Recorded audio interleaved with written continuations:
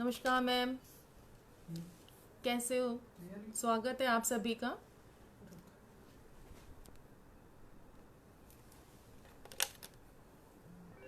आप लोग सुन पा रहे हैं मुझे? प्लीज़।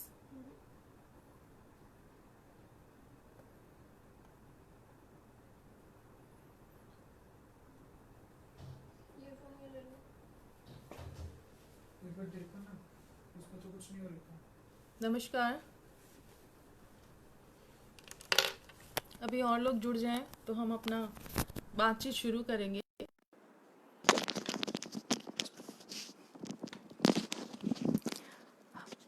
नमस्ते मैम, अर्चना दीदी नमस्कार। आपको आवाज़ आ रही है? प्लीज़ आप मुझे मैसेज कर दीजिए कोई एक जना कि आपको आवाज़ मेरी आ रही है। अंशु मैम, आप मुझे सुन पा रहे हैं? सुन पा रहे हैं? निर्मला जी, आप मुझे सुन पा रही हैं?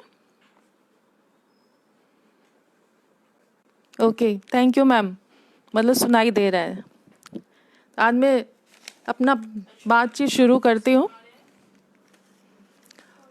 देवशील मेमोरियल को सबसे पहले मैं एक हार्दिक बधाई देना चाहती हूँ कि उन्होंने एक ऐसी संस्था शुरू की है, एक साहित्यिक, सामाजिक और सांस्कृतिक संस्था है ये, जिससे जुड़कर सभी लोग अपने आप को गौरवान्वित महसूस करते हैं। ये उन लोगों के लिए बनाई गई है, हम जैसे रचनाकारों के लिए है, कि जिन्हें कहीं भी जगह ना मिले उन्हें उठाते हैं ये लोग, यानी जगह देते हैं। और ऐसी सभी जगह रचनाकारों को प्लेटफॉर्म नहीं मिलता है।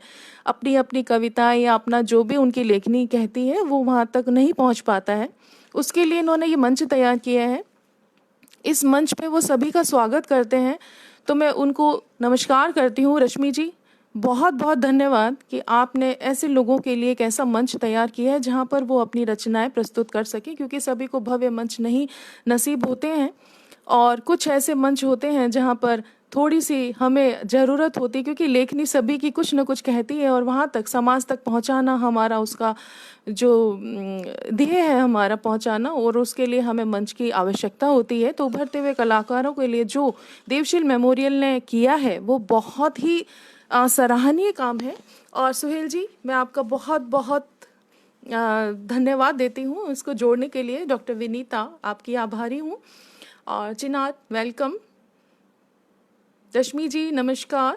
मैं अपना प्रोग्राम सभी को नमन करती हूँ। जो भी मेरे परिवारजन हैं या सभी मेरे दोस्त हैं, उन सभी को मेरे हार्दिक नमन और उनका बहुत बहुत शुक्रिया, बहुत बहुत आभार कि उन्होंने अपना वक्त निकाल कर मुझे सुनने के लिए आज एकत्रित हो रहे हैं। और सबसे पहले मैं अभी जो लॉकडाउन पीरियड चल रहा है, जिसमें हमारे लिए सबके लिए सामने आना, एक दूसरे से रूबरू होना बहुत मुश्किल हो रहा है, तो ऐसे में मैं सभी अपने अध्यापक, डॉक्टर्स, पुलिसकर्मी, जो भी कोरोना वॉरियर्स चल रहे हैं या जो भी इसके खिलाफ लड़ रहे हैं उस जंग में, उन सभी को सबसे पहले मैं अभिवादन करना चाहती हूँ, उनको नमन करना चाहती हूँ। देश के सैनिकों को शत शत नमन करना चाहती हूँ। प्रशांत जी नमस्कार। पारुल, हेलो, कैसे हो? तो उन सभी के लिए मैं आप सभी की तरफ से नमन करती हूँ कि वो हमारा और हमारा सभी पूरे देश की रक्षा कर रहे हैं, सीमा पर खड़े हैं, हॉस्पिटल्स में खड़े हैं, सड़कों पर खड़े हैं। उन सभी के लिए, और हम घर पे बैठे हैं, खुश नसीब हैं हम लोग कि जो हम घर में बैठकर आपस में बातचीत कर रहे हैं। लेकिन जरा सा उनका सोचें जो बाहर हैं, उनके बारे में मैं उनको नमन करती हूँ।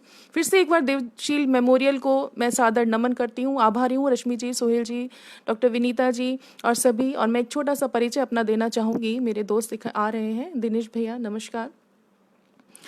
मेरे बारे में वैसे जो मेरे परिवारजन है सभी जानते हैं, लेकिन मैं एक संक्षिप्त परिचय जो आज मुझसे पहली बार रूबरू हो रहे हैं उनको मैं एक अपना छोटा सा परिचय देना चाहती हूँ। मैं एक उभरती हुई कवयित्री हूँ, और ना कि मैं कह नहीं सकती कि ठोस कलम है मेरे पास या बहुत ज़्यादा शब्दों में बहुत पैनापन है, वो नहीं है मेरे अंदर अभी। लेकिन मैं सीख रही हूँ, एक सीखने वाली थोड़ा सा अनुभव हल्का सा हो रहा है मुझे अंदर। शब्दों की तोड़ मरोड़ सीख रही हूँ, और उसके लिए आप लोगों का से मैं अपना आत्मबल बढ़ाने के लिए अनुरोध करूँगी कि आप सुनकर मुझे थोड़ा सा अपने व्यूज़ मुझे दीजिए कि क्या मैं इसमें और सुधार करूँ। और मैं आभारी रहूँगी अपने जहाँ पर मैं संस्था में काम कर रही हूँ, मैं डॉक्टर वंदना शर्मा अरावली इंस्टीट्यूट से जुड़ी हुई हूँ।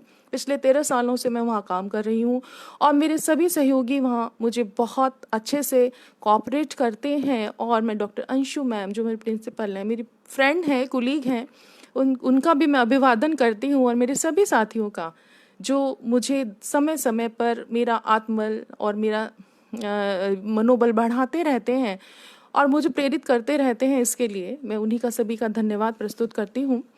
और मैं सभी देवशील मेमोरियल भी एक विश्वसनीय संस्था है जिसके साथ मैं जुड़ी हुई हूँ, और अरावली इंस्टीट्यूट बहुत विश्वसनीय संस्था हमारे यहाँ फरीदाबाद की मानी जाती है।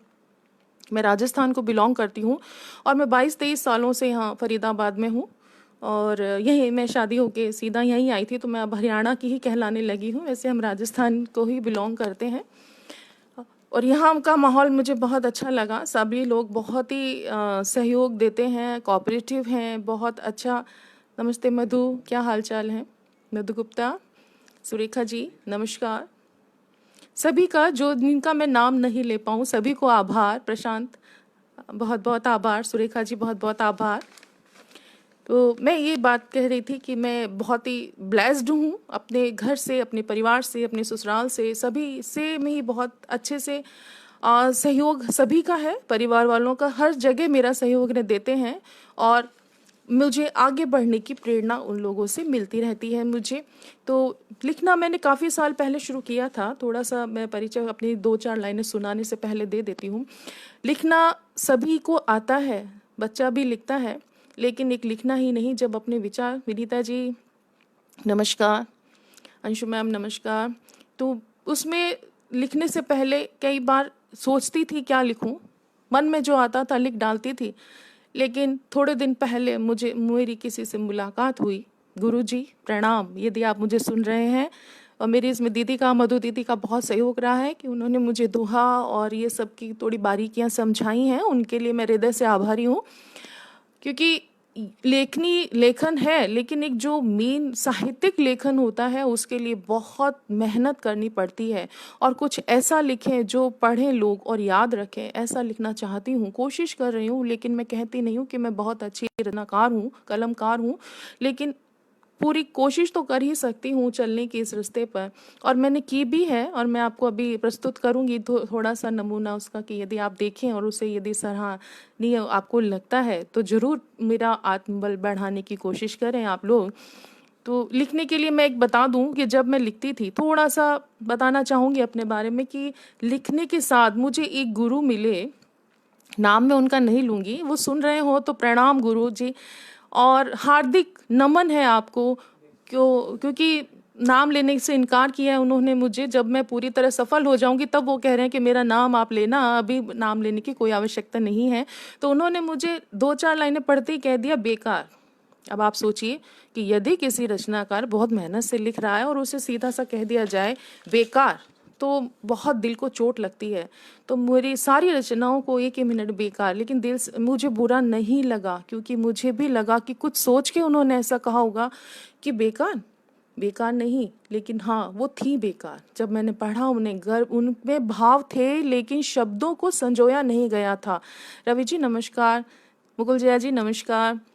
तो उसमें भावों को बिल्कुल अभिव्यक्ति, मेरे भाव तो थे छुपे हुए लेकिन शब्दों को नहीं संजोया था। जैसे गुलदस्ते में आप फूल रख देते हैं, यदि करीने से नहीं लगे हों तो वो शोभा नहीं देते हैं। वही मेरे साथ होता था कि मैं शब्दों को लेती थी लेकिन करीने से नहीं लगे हुए थे, नहीं थे वो शब्द जिनको कि सोच कर कोई कहे कि ये अच्छे हैं। तो वो आज मैं अपने आप को थोड़ा सा सबल पाती हूँ। जब मैं उनसे मिली तो उन्होंने मुझे बहुत सिखाया है और मैं उनको हार्दिक नमन करती हूँ। और आज मैं 2-4 लाइनें आपको बताती हूँ कि लाइन 2 पंक्ति के लिए, तेरे होते मुझे जरूरत नहीं पड़ती कभी क्षमा जलाने की, सुना है बेटी ही घर का चिराग होती है, सुना है बेटी ही घर का चिराग होती है। जख्म खाए हैं दिल पे मैंने कितने, उन जख्मों को तुम गिनने के लिए कभी खुद को तन्हा रखना, मेरे शिकवों को सुनने के लिए कभी खुद को तन्हा रखना। तो ये चीज़ थोड़ी सी एक शुरुआत है और एक मैं पंक्तियाँ आपको दोहा सुनाना चाहूँगी जो कि मैंने जब सीखने लगी और मेरे गुरुजी ने सबसे पहली लाइन यही कहा था कि तुम अब सीख रही हो, तो पहला दोहा उन्होंने जो मुझे क्रिएट किया मेरे लिए, वंदना मैं हूँ। सुनिए ध्यान से। सीख रही है वंदना दोहा छंद विधान, सीख रही है वंदना, मैं वंदना मैं, दोहा छंद विधान, कागज पर उतरा वही जितना उसको ज्ञान,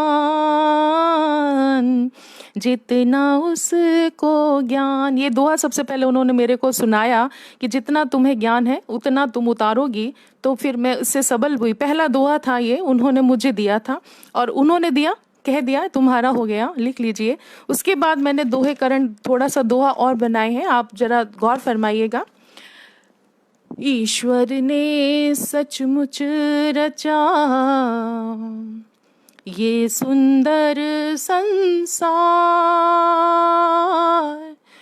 क्यों रोता इंसान अब करके बंटा धार, करके बंटा धार। शुक्रिया सभी का। अगला दोहा प्रस्तुत है। मन में कितने प्रश्न हैं उत्तर देगा कौन, मन में कितने प्रश्न हैं उत्तर देगा कौन, जिनसे है उम्मीद अब वो बैठे हैं मौन, वो बैठे हैं मौन। खो ना पाना सब यही, अरे समझ नादान, जाता कब है साथ में कुछ भी तो सामान, कुछ भी तो सामान। शुक्रिया बहुत बहुत। जिया जी नमस्कार, कृष्णा थैंक यू, रश्मि जी बहुत बहुत धन्यवाद। ये दोहे हैं कुछ प्रस्तुत है, बहुत सारे दोहे मैं लिख चुकी हूँ जो कि मैं आपको और वक्त कभी मिलेगा तो और सुनाऊंगी, तो दो चार और सुनाती हूँ। उसके बाद मैं एक पंक्तियाँ थोड़ी सी कविता सुनाऊंगी जो छंद मुक्त कविताएं हैं, तो एक दो छोटी छोटी कविताएं रची हैं वो आपको मैं सुनाना चाहूँगी। छोटी सी एक बात को, अगला मैं सुना दूसरा लेती हूँ। हाथ जोड़ विनती करें तुमसे बारंबार, जग में है संकट बड़ा तू ही कर उद्धार, तू ही कर उद्धार। शुक्रिया बहुत बहुत। प्रभा दीदी नमस्कार। अपने भीतर झांक के अपने को पहचान, जिसके मन को पढ़ लिया वो ही सच्चा ज्ञान, वो ही सच्चा ज्ञान। शुक्रिया मधु दीदी, आपका बहुत सहयोग रहा है मुझे ये सब चीज़ें सिखाने के लिए, और गहराई तक जा रही हूँ मैं और भी इससे अच्छा करना चाहूँगी धीरे धीरे। कितनी भी गहरी रही दिल में हर दम पीर, पर आँखों से आज तक कब छलका है नीर, कब छलका है नीर। अलका दीदी नमस्कार। आभार बहुत बहुत सभी परिवार के सदस्यों का, जिनका मैं नाम नहीं ले पा रही हूँ, देख नहीं पा रही हूँ, जल्दी से मैसेज निकल जाते हैं आगे, तो मैं क्षमा चाहूँगी। लेकिन सभी का शुक्रिया जिन्होंने अपना अपना वक्त दिया है मुझे यहाँ पर। और वो जो है सभी, एक छोटी सी लाइनें मैं आपको एक है, ध्यान से सुनिएगा, रिश्तों पर बताई है कि रिश्तों का जब मोल नहीं रह जाता है, जब आपसी बोझ बन जाते हैं, तो देखिए 2-4 लाइनें मैंने इस पर लिखी हैं, मकसद फिर कहाँ रह जाता है। ध्यान से सुनिएगा। बंधे हो रिश्ते मजबूरी में, बंधे हो रिश्ते मजबूरी में, हो निभने की उम्मीद नहीं, हो निभने की उम्मीद नहीं, ढोने का इनके बोझ को, ढोने का इनके बोझ को, मकसद फिर कहाँ रह जाता है, मकसद फिर कहाँ रह जाता है। जब घुटता है दिल रिश्तों से, चैन नहीं हवा में आए, जब घुटता है दिल रिश्तों से, चैन नहीं हवा में आए, ऐसा जीवन जीने का मकसद फिर कहाँ रह जाता है, मकसद फिर कहाँ रह जाता है। शुक्रिया बहुत बहुत। अर्चना जी नमस्कार, अर्चना दीदी नमस्कार, शालू नमस्कार, जीजा जी नमस्कार, और सभी का, रश्मि जी बहुत बहुत धन्यवाद। आगे सुनिए।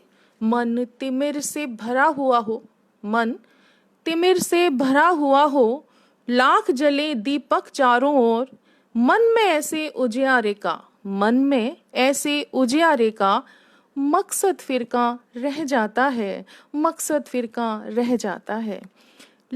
शुक्रिया।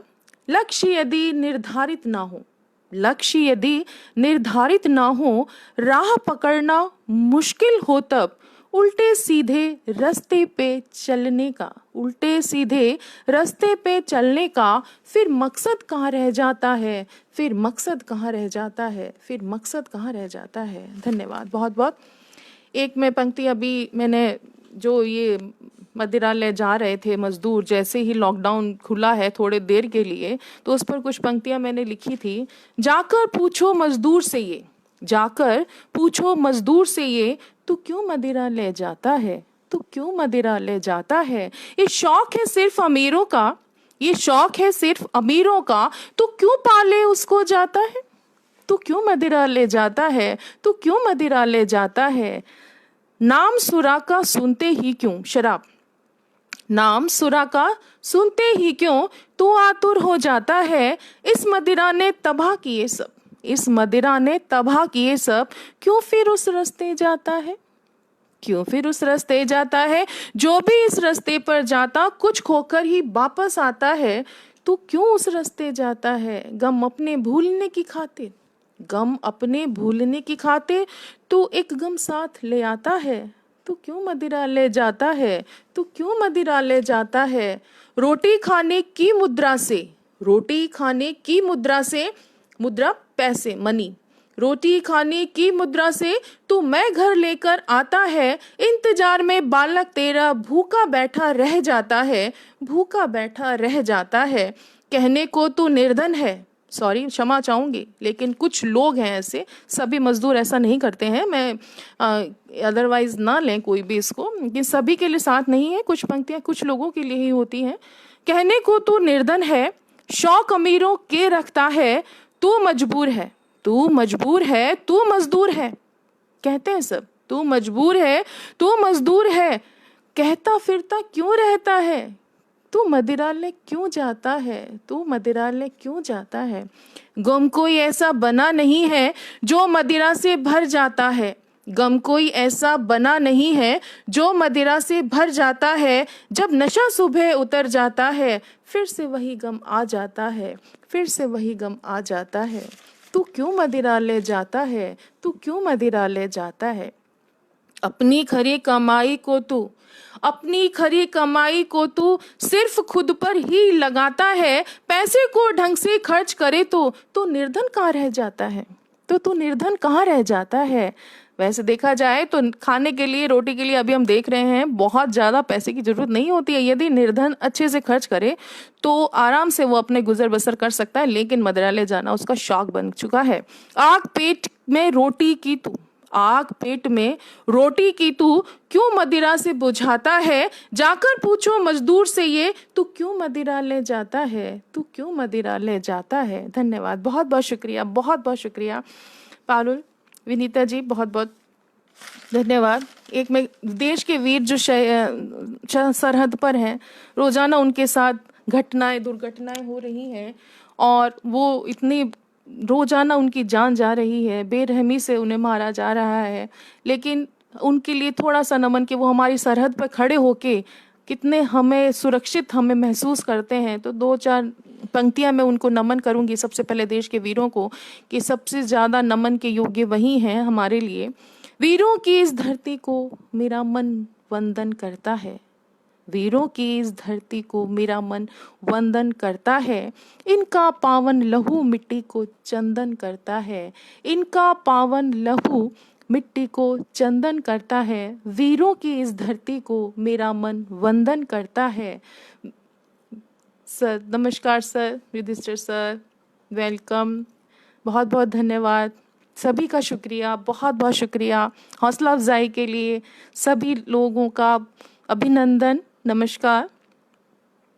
ये वीर फर्ज की खातिर, ये वीर हमारे फौजी, ये वीर फर्ज की खातिर दशरथ नंदन बनता है, खुद सुख छोड़ महल के वो सरहद पर जाता है, आज भी ऐसा वीर राम मर्यादा निभाता है, आज भी ऐसा वीर राम मर्यादा निभाता है, गोद माँ की छोड़ वो भारत माँ को जाता है, भारत माँ की गोद में चला जाता है, अपनी माँ की गोद छोड़कर गोद माँ की छोड़ भारत माँ को जाता है, अपने देश की आन पे बलिदान हो जाता है, जाता सीना तान के, गौर फरमाइएगा इस लाइन पर, जाता सीना तान के वो और कंधों पर आता है, जाता सीना तान के वो कंधों पर आता है, सैनिक अपनी शौर्य कथा खुद नहीं कहता है, कभी खुद नहीं कहता है, सैनिक अपनी शौर्य कथा खुद कभी नहीं कहता है, उसकी गाथा चक्र पदक इतिहास बताता है, उसकी गाथा चक्र पदक इतिहास बताता है,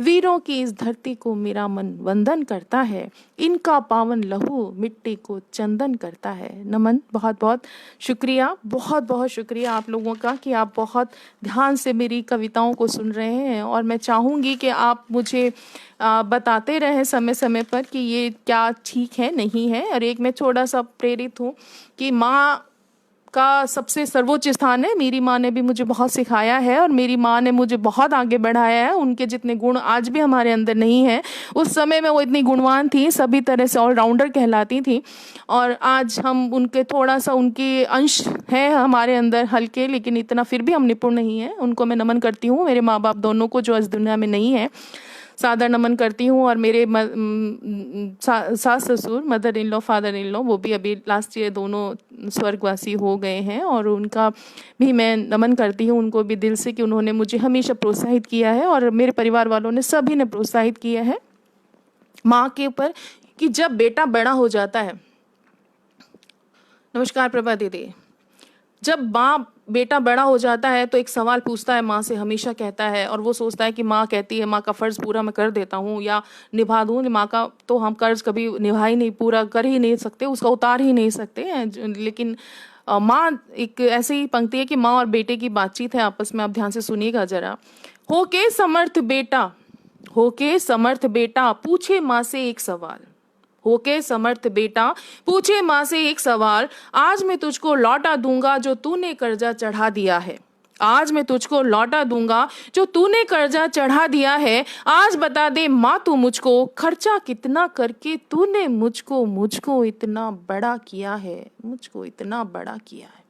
ये सबल बेटा है, जब बड़ा हो जाता है तो ये पूछता है कि खर्चा करके कितना तूने मुझको इतना बड़ा किया है, आज मैं तुझको लौटा दूंगा जो तूने कर्जा चढ़ा दिया है। माँ बोली तू लौटा देगा, माँ बोली तू लौटा देगा, इतना समर्थ नहीं हुआ है, मैंने सींचा रक्त और तन से, मैंने सींचा रक्त और तन से, धरती माँ ने अपने अन्न से, दोनों माओं का बहुत बड़ा कर्ज है हम लोगों पे कि धरती माँ ने अपने अन्न से और हमने अपने शरीर से उसको सींचा होता है। तो माँ जवाब देती है, ध्यान से सुनिएगा।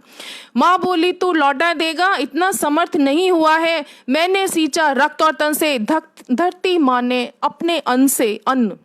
दो माओं का कर्ज है तुझ पर, दो माओं का कर्ज है तुझ पर। हमने तुझसे मांग लिया तो, हमने तुझसे मांग लिया तो समझो खुद को नीलाम किया। तुझसे हमने मांग लिया तो समझो खुद को नीलाम किया।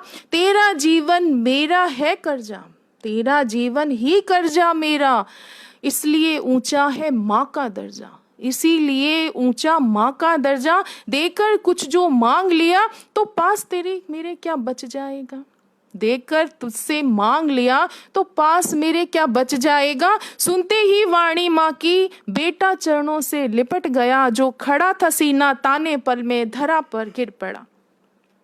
बेटा, सुनते ही वाणी माँ की बेटा चरणों से लिपट गया, जो खड़ा था सीना ताने पल में धरा पर गिर पड़ा। मेरी आंखें खोली माँ ने, मेरी आंखें खोली माँ ने, तेरे कारण ही मैं सब कुछ, मैं अब अपना फर्ज निभाऊंगा। सारा अपना जीवन माँ तेरी सेवा में लगाऊंगा, तेरी सेवा में लगाऊंगा, माँ तेरी सेवा में लगाऊंगा। धन्यवाद, शुक्रिया, बहुत बहुत शुक्रिया। साहिद सर नमस्कार, आदाब, बहुत बहुत। रश्मि जी बहुत बहुत शुक्रिया। बहुत एक छोटी सी और कविता मैं सुनाती हूँ, क्योंकि शब्द जो चीज़ है, शब्द ऐसी होती है जब हम रचना करते हैं कविताओं की, तो शब्दों से ही, या तो वो शब्द ऐसे होते हैं कि जिसमें हम या तो किसी के मन में बस जाते हैं या मन से उतर जाते हैं। शब्द ऐसी चीज़ है, तो दोनों तरह से है कि शब्दों से मैं कई बार पहले जब परेशान हो जाती हूँ, समझ नहीं पाती हूँ उनके अर्थ को, घुल जाती थी उसमें। अंशु मैम शुक्रिया, बहुत बहुत शुक्रिया। प्रभा दीदी बहुत, अर्पित बेटा बहुत बहुत शुक्रिया। तो मैं उसी से प्रेरित हूँ कि शब्दों को किस तरह से तोड़ मरोड़ के, मुझे समझ नहीं आते थे, उसी से प्रेरित होकर मैंने 2-4 लाइनें लिखी हैं, पेश हैं। शब्दों के भंवर में जब फंस जाती हूँ, खुद को तब मैं बेबस पाती हूँ। शब्दों में बंधे मोहब्बत के वादे, शब्दों में बंधे मोहब्बत के वादे, उन्हीं शब्दों से उनके टूटने की खनक से बौखला जाती हूँ। फिर से इन्हीं शब्दों से छली जाती हूँ, खुद को तब मैं बेबस पाती हूँ, खुद को तब मैं बेबस पाती हूँ। शब्दों के भंवर में जब फंस जाती हूँ तो खुद को बहुत बेबस पाती हूँ। सीधे शब्द भी जब कहे कोई उल्टे, सीधे शब्द भी जब कोई कहे उल्टे, दिल को ठेस लगती है तो खुद ही घुट के रह जाती हूँ। चाह कर भी सीधे कर नहीं पाती खुद को, तब मैं बहुत बेबस पाती हूँ, खुद को बहुत बेबस पाती हूँ। शब्दों के भंवर में जब फंस जाती हूँ, खुद को बेबस पाती हूँ। मुझ पर चलते शब्दों के व्यंग बाण, ये बहुत सभी के साथ होता होगा। मुझ पर चलते शब्दों के व्यंग बाण झेल नहीं पाती हूँ, और मैं इनके अर्थों के रहस्य में उलझ जाती हूँ। जब संदर्भ नहीं समझ पाती तो खुद को बहुत बेबस पाती हूँ, बहुत बेबस पाती हूँ। काश ये शब्द सीधे और सरल होते, जब वे टेढ़े होते हैं समझ नहीं पाती हूँ। मशक्कत से जब इनका अर्थ पाती हूँ, टूट न जाए जवाब से रिश्ते चुप रह जाती हूँ। समझे, बहुत गूढ़ अर्थ है। टूट न जाए जवाब से रिश्ते चुप रह जाती हूँ, खुद को तब बेबस पाती हूँ, खुद को तब मैं बेबस पाती हूँ। शब्दों के भंवर में जब फंस जाती हूँ, खुद को बेबस पाती हूँ, खुद को बेबस पाती हूँ। धन्यवाद, बहुत बहुत धन्यवाद कि आपने मुझे सुना, इतने ध्यान से सुन रहे हैं सभी लोग मुझे। और ये कविताएं छोटी छोटी पंक्तियां थी, और 1-2 दोहे और लेना चाहूँगी जो कि मेरे दिल से लिखे हुए दोहे हैं, और आप सुने ध्यान से और बताइए किस तरह के हैं ये। लिखूं कैसे वेदना जो सहती दिन रात। धन्यवाद। लिखूं कैसे वेदना जो सहती दिन रात, समझ सकेगा तू कभी क्या मेरे जज्बात, क्या मेरे जज्बात। शुक्रिया रश्मि जी, बहुत बहुत शुक्रिया। शर्मा जी बहुत बहुत शुक्रिया। अनुपमा जी बहुत बहुत शुक्रिया। साजन तेरी याद में भीग रहे हैं नैन, साजन तेरी याद में भीग रहे हैं नैन, विरहन की सुध ले जरा, मनवा है बेचैन, मनवा है बेचैन। शुक्रिया, बहुत बहुत शुक्रिया। कुदरत से मत खेलिए, नहीं करेगी माफ, कुदरत से मत खेलिए, नहीं करेगी माफ, है कुदरत के हाथ में कुदरत का इंसाफ, कुदरत का इंसाफ। शुक्रिया शालू जी, राजेंद्र जी, शाहिद जी, बहुत बहुत शुक्रिया। बढ़ती जाती दूरियां, बढ़ती जाती दूरियां, सिमट रहे परिवार, खिंचती जाती रोज ही दिल में अब दीवार, दिल में अब दीवार। धन्यवाद मधु दीदी, धन्यवाद बहुत बहुत। एक बार फिर से रिपीट करूंगी, ये दोहा मेरे दिल पर है, पूरा अच्छे से दिल से लिखा हुआ है, आप ध्यान से सुनिए। बढ़ती जाती दूरियां, सिमट रहे परिवार, खिंचती जाती रोज ही दिल में अब दीवार, दिल में अब दीवार। शुक्रिया मोना जी, बहुत बहुत। रश्मि जी, तुलना करनी व्यर्थ है सबसे बारंबार, अपनी तुलना मत करो किसी से, तुलना करनी व्यर्थ है सबसे बारंबार, तू भी है संसार में एक अनुपम उपहार, एक अनुपम उपहार। शुक्रिया बहुत बहुत। तुलना करनी व्यर्थ है, रिपीट करूंगी मैं से, बहुत अच्छा दोहा है। सबसे बारंबार, तू भी है संसार में एक अनुपम उपहार, एक अनुपम उपहार। ये बहुत ही सुंदर दुआ है कि अपनी बराबरी हम किसी से ना करें, जैसे हैं वैसे ठीक हैं। ईश्वर ने हमें सब कुछ देकर भेजा है, किसी में कुछ व्यक्तिगत विभिन्नताएं यहाँ है ही हैं सभी में। रश्मि जी धन्यवाद, मुकुल जिया जी नमस्कार।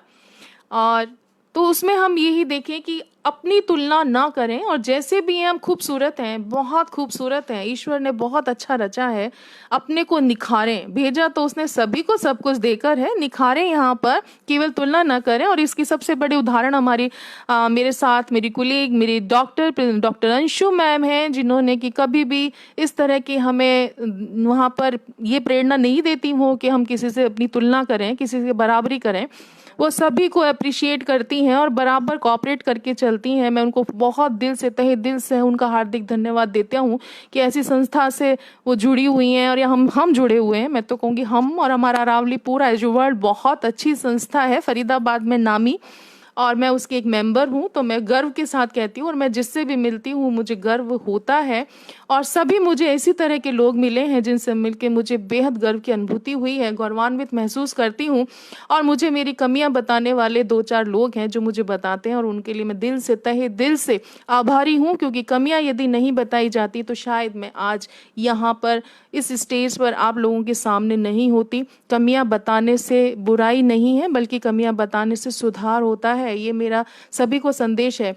और दूसरा, जिन मंचों से मैं जुड़ी हुई हूँ, महिलाओं का हमेशा ये है कि महिलाएं घर में रहती हैं, बातचीत में ही अपना समय बर्बाद करती हैं। तो मैं उनसे एक अनुरोध करना चाहूँगी, मैसेज समझ लीजिए, बहुत छोटी हूँ, मैसेज नहीं दे सकती, लेकिन फिर भी मैं ये समाज को मैसेज देना चाहती हूँ कि आप लोग बातों में व्यर्थ समय ना करें। पेन आपके पास है, लेखनी आपके पास है, किचन में आप करछी अच्छे से चला सकती हैं, तो शायद आप बहुत अच्छी लेखन कर सकती हैं। जो भी विचार आता है, इसके लिए, कविता के लिए कभी भी किसी ने नहीं कहा कि विचार कहाँ से लाए जाएं। किचन में भी विचार आ जाते हैं आपके, आप खाना बना रही हैं, खा रही हैं, तब भी विचार आएंगे। उनको कागज पे उतारिए और ऐसे मंच पर प्रस्तुत करिए जहां पर आपका मंच हमेशा, जैसे देवशील मेमोरियल की मैं थैंकफुल हूँ कि वो सभी महिलाओं को इस तरह का मंच, महिलाओं को नहीं सभी को ही दे रहे हैं। वो जो भी रचनाकार हैं, कलाकार हैं, वो इस प्लेटफॉर्म पर आए, और इसी तरह के बहुत से मंच हैं जन पर आप अपनी कविताएं प्रस्तुत करें और अपने शब्दों को इस तरह से बनाएं कि वो सुनने में अच्छे लगें। और सबके मन में विचार आते हैं, कोई भी हो, बच्चे से लेकर बूढ़े तक, सभी के अंदर कुछ न कुछ विचार छुपे हुए होते हैं। तो मैं यही कहूँगी कि हमेशा सृजनशील रहें, क्रिएटिव रहें। और क्रिएटिविटी एक ऐसी चीज़ है जिससे कि आप फ्रस्ट्रेशन से बचते हैं, स्ट्रेस से बचते हैं। और जो हम कह सकते हैं कि मैं थोड़ा सा लाइटली बोलना चाहती हूँ कि लड़ाई हो रही हो, झगड़ा हो रहा हो, मन में किसी के प्रति कितना गुस्सा हो, आप शब्दों से निकाल दीजिए, किसी का कुछ नहीं बिगड़ेगा। पेपर एक ऐसी चीज है जो गंदी सी गंदी शब्द, आपकी गाली गलौज, आपके द्वेष, आपके फ्रस्ट्रेशन को सबको अपने अंदर समा लेता है, शब्द अपने अंदर समा लेते हैं, और आप बिल्कुल रिलैक्स हो जाते हैं। जब भी कभी मैं परेशान हूँ या जब भी कुछ लगता है अकेलापन है, तो मैं अपना पेन लेती हूँ और पता ही नहीं लगता है लॉकडाउन का समय कब निकल जाता है। पूरी पूरी रात भी कई बार निकल जाती है मुझे लिखते हुए। बहुत सी रचनाएं हैं, शेयर करना चाहूँगी। मंच फिर जब मैं कभी फिर से आऊँगी, दोबारा मौका मुझे रश्मि मैम देंगी तो मैं बिल्कुल आना चाहूँगी। विनीता जी धन्यवाद आपका, सोहेल जी धन्यवाद, शाहिर जी बहुत बहुत धन्यवाद, प्रभा दीदी आपका नमस्कार, शालू जी, मैं सभी का आभार तहे दिल से करूंगी, क्योंकि मैं सभी का नाम नहीं ले पाई हूँ। फिर भी मैं माफ़ी मांगूंगी कि मैं जिनका नाम नहीं ले पाई हूँ, माफ़ी। लेकिन आपने मुझे इतने ध्यान से सुना है, बैठे हैं, आपने अपना समय। निर्मला जी बहुत बहुत धन्यवाद, बहुत। और कमी खोजने की कोशिश करो, निर्मला जी कह रही हैं कि मैं आप में कमी कोशिश कर रही हूँ। निर्मला जी बहुत अच्छी रचनाकार हैं और बहुत अच्छी कविताएं सुनाती हैं और बहुत दिल से सुनाती हैं। जब भी सुनाती हैं तो भावुक हुए बिना रह नहीं पाती हूँ मैं। बहुत जोश है इनके अंदर, वीरों की तो इतनी जबरदस्त सुनाती हैं कि आनंद आ जाता है। एक दोहा और, थोड़ा सा एक दो दोहे और लूंगी, क्योंकि मैं दोहों पे ही अभी कॉन्सेंट्रेट है मेरा करती हूँ। कविताओं तो वो छंद मुक्त कविताएं हैं, लेकिन आप ध्यान से सुनिएगा। कोई गीता बाँचता, कोई पढ़े कुरान, कोई गीता बाँचता, कोई पढ़े कुरान, मानवता के धर्म पर सब है एक समान, सब है एक समान। तेरा मेरा संग जो, तेरा मेरा संग जो, कृष्ण राधिका संग, रंग जाऊं इस रंग में, चढ़े न दूजा रंग, चढ़े न दूजा रंग। थैंक यू प्रशांत। जीवन में करते रहो मानव का उद्धार, जीवन में रश्मि जी, सच में आप लॉकडाउन के समय बहुत अच्छा कार्य कर रही है। साधुवाद आपको। डॉक्टर विनीता श्री का ये कमेंट है, मैं इससे एग्री हूँ। लॉकडाउन में सभी कवियों को मंच दिया जा रहा है। देवशील मेमोरियल के लिए मैं बहुत बहुत आभार प्रदर्शित करती हूँ। थैंक्स रश्मि जी, थैंक्स सोहेल जी, थैंक्स साहिल जी, सभी का बहुत बहुत, विनीता जी और दुर्गा मैम, सभी का मैं बहुत बहुत आभारी हूँ। जीवन में करते रहो, विनीता जी आपके लिए, मानव का उद्धार जीवन में करते रहो। सोहेल जी नमस्कार, आदाब, बहुत बहुत शुक्रिया आपका, आप ही ने बहुत प्रोत्साहित किया है मुझे। जीवन में करते रहो मानव का उद्धार, दास कबीरा कह गए ये जीवन का सार, ये जीवन का सार। एक और है माँ भारती के लिए मैं नमन करूंगी। वक्त हो चला है, थोड़ी सी देर और है हम साथ में, 2-4 मिनट। रश्मि जी बहुत बहुत धन्यवाद, शालू जी बहुत बहुत धन्यवाद, सोहेल जी बहुत बहुत धन्यवाद, निर्मला मैम बहुत बहुत, निर्मला जी बहुत बहुत हार्दिक अभिनंदन। भड़क रही है आग तो रोक इसे नादान, भड़क रही है आग तो रोक इसे नादान, तेरा भी नुकसान है मेरा भी नुकसान, मेरा भी नुकसान। एक अंतिम में पेश करूंगी और बहुत ही दिल से लिखा हुआ है। ये माँ भारती को सलाम, अपनी माँ जो भारत माँ के लिए है, कि मैं अंतिम दोहा पेश करती हूँ। बिंदिया मैम बहुत बहुत शुक्रिया आपका, बहुत बहुत बहुत अच्छी हमारी पुरानी दोस्त है, मेरी कुलीग हैं, मेरी साथी हैं, बहुत प्यार देते हैं मुझे सारे सहयोगी, सभी लोगों के प्यार से मोहब्बत से जो मैं दिख रही हूँ आपको, बहुत प्यार देते हैं लोग मुझे जिनसे मैं मिलती हूँ, और मेरे साथ में कॉलेज में सभी लोग बहुत मेरे करीब हैं। और धन्यवाद बिंदिया मैम, अंशु मैम दोबारा से। और एक लास्ट दोहा प्लीज़, 2 मिनट मेरे पास समय है।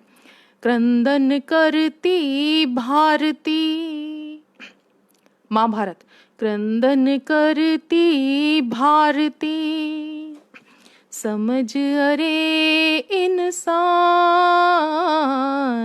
क्रंदन करती भारती, समझ अरे इंसान, दिशा भ्रमित क्यों हो गई आज मेरी संतान, आज मेरी संतान। हम लोग दिशा भ्रमित हो रहे हैं लॉकडाउन के चलते, कोई बहुत गलत डिसीजन लिए जा रहे हैं, बाहर जा रहे हैं, पालन नहीं कर रहे हैं। मेरी सभी से हाथ जोड़कर विनती है कि ये बहुत मुश्किल समय हमारे सभी पूरे देश के ऊपर आया है या विश्व पर आया है, इसका हमें सामना करना है मिलकर, और सहजता से यदि हम सभी मिलजुल कर इसका सामना करेंगे तो शायद इस पर काबू पा लिया जाएगा। तो सभी से अनुरोध है, जैसे भी जिस तरह परेशानियां सभी के साथ हैं, जिनकी परेशानियां हमसे ज़्यादा हैं उनकी तरफ जरा हम देखें, झुक कर देखें, तो उनसे तो हम लाख बेहतर हैं, तो उनको हम सहयोग करें, उनके लिए खाना, उनके लिए सभी चीज़ों के लिए हम इंतज़ाम करें, जितना जिससे सहयोग बन जाए उनके लिए हम करें। मैं सभी का वापस एक तहे दिल से आभार करती हूँ। रश्मि जी, सोहेल जी, विनीता जी, दुर्गा जी, निर्मला जी और मेरे सभी सहयोगी, अंशु मैम, बिंदिया मैम, मीनू मैम, सरिता मैम, चिनार मैम, सभी मैम और प्रीति, नीतू, सभी लोग मेरे इतने सहयोगी, बहुत प्रेम देने वाला पूरा वातावरण मेरे साथ है, पूरा आसपास, सभी को तहे दिल से हार्दिक बधाई, हार्दिक अभिनंदन और शुक्रिया सभी का अपना समय देने के लिए। धन्यवाद बहुत बहुत, नमस्कार, आदाब सभी को, शुभ रात, बाय, फिर मिलेंगे।